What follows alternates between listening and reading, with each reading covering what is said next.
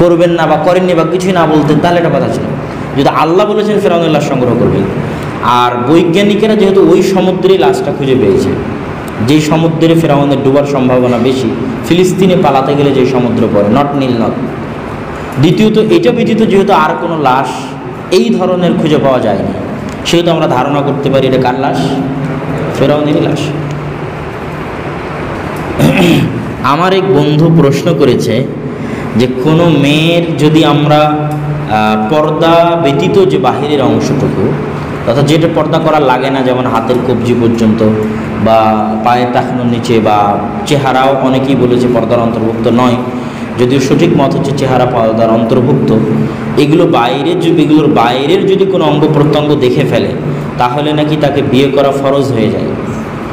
তো কাউকে কোনো সময় বিয়ে করা ফরজ হয় বিষয়টা এরকম নয়, কিন্তু একজন মুমিন পুরুষ একজন মুমিন নারীকে বিয়ে করবে, এবং একজন পবিত্র পুরুষ একজন পবিত্র নারীকে বিয়ে করবে, এবং একজন অবৈধ সম্পর্ক স্থাপনকারিণী নারী একজন অবৈধ সম্পর্ক স্থাপনকারী পুরুষের সাথে বিবাহ করবে, এটাই হওয়া উচিত।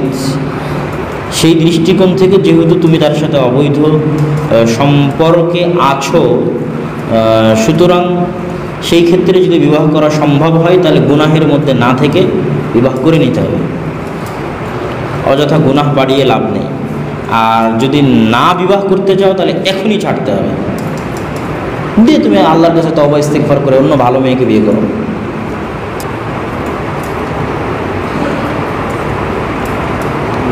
সম্মিলিত মোনাজাত, এগুলো উত্তর আমরা কত দিয়েছি। সালাত কাকে বলে এটা আগে জানতে হবে। পৃথিবীতে দোয়া করার সবচেয়ে বড় মাধ্যম কি? সালাত।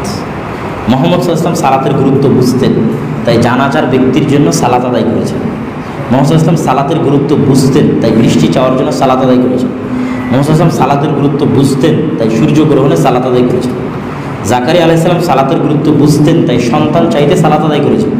সারা আলাইহিস সালাম সালাতের গুরুত্ব বুঝতেন, তাই বিপদ থেকে বাঁচতে সালাত আদায় করেছেন।